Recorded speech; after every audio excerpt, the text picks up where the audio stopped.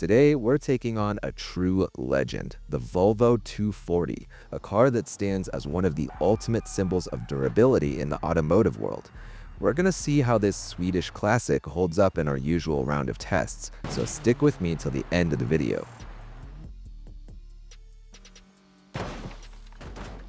As always, let's kick off with the acceleration and braking test.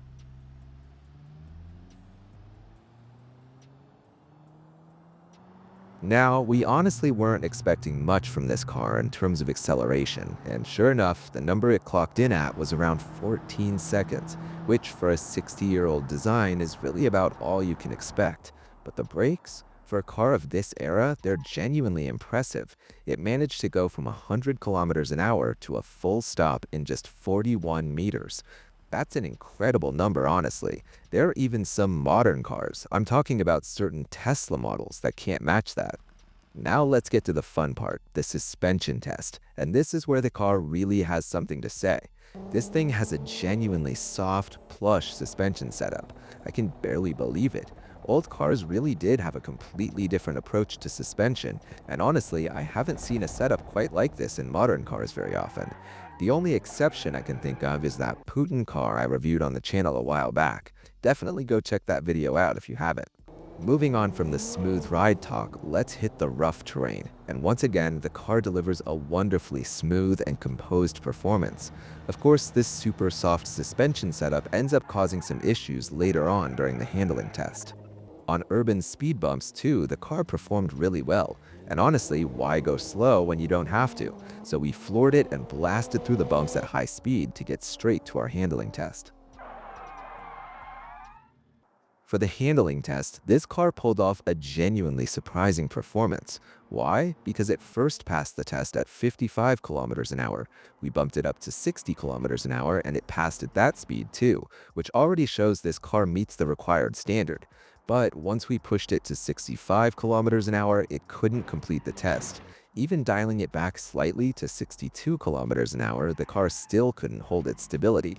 So in the end, this car managed to pass our classic moose test at 60 kilometers an hour. And honestly, for a car like this, that's a genuinely great result. Now let's get to the category Volvo is famous for, safety.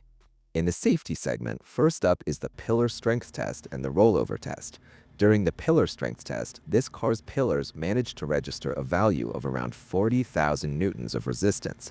That's a really solid number, especially considering the era this car was designed and built in. But we'll find out in the upcoming tests whether that number really holds up in practice. What do you guys think? Let me know in the comments, and don't forget to like and subscribe. Moving on to the rollover test, and this is genuinely a strong showing from the car.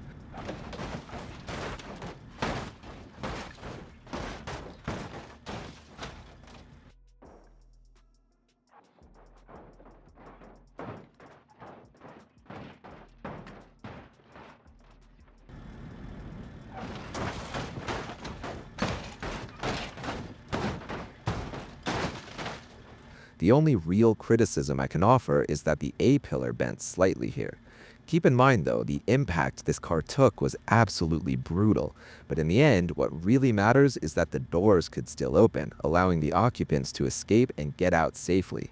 So, up to this point, we've seen that the occupants in the rollover test managed to come out alive and safe, which raises our expectations even further as we move into the main crash tests.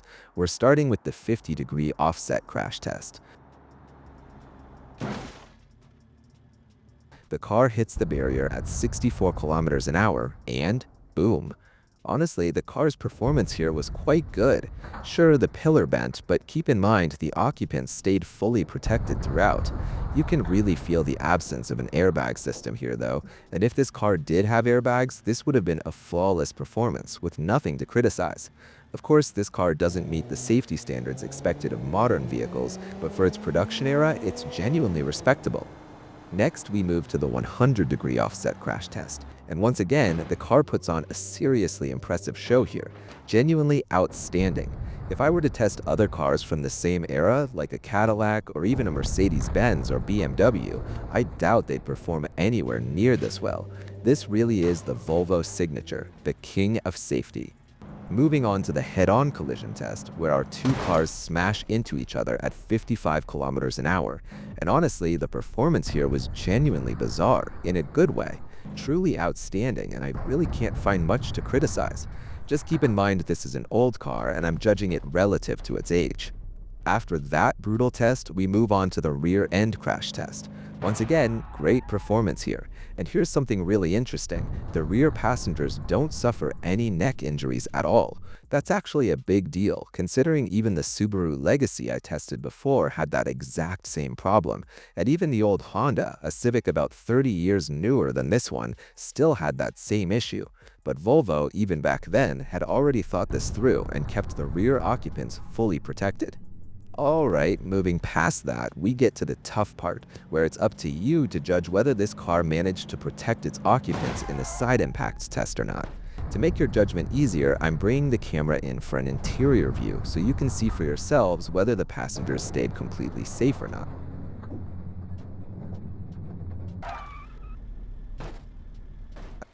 After all those intense tests, we arrive at a truly terrifying one, the sandwich test, performed with a Volvo and a trailer. The Volvo hits the car at 45 kilometers an hour, and as you can see, the performance here, relative to its production era, is once again quite solid. That said, keep in mind the rear passengers really don't stand much of a chance of walking away completely unharmed here, and I genuinely hope nothing serious happened to them. Moving past that crash, let's crank up the difficulty a bit more. We're positioning the car at a 50-degree offset against the rear of the trailer.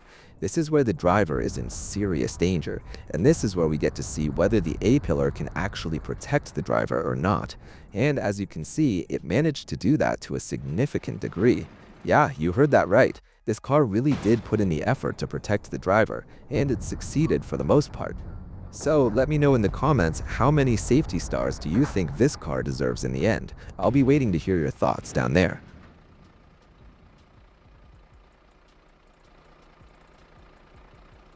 Moving on to our next test, the pedestrian crash test. As you know, the goal here is for the pedestrian to take as little impact and damage as possible.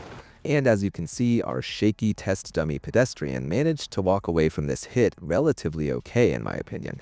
Sure, the impact was pretty severe, but keep in mind the car itself absorbed a good chunk of that force before it reached the pedestrian. Honestly, I'm not totally sure if I'm calling this one right, so let me know what you guys think in the comments. See you in the next video.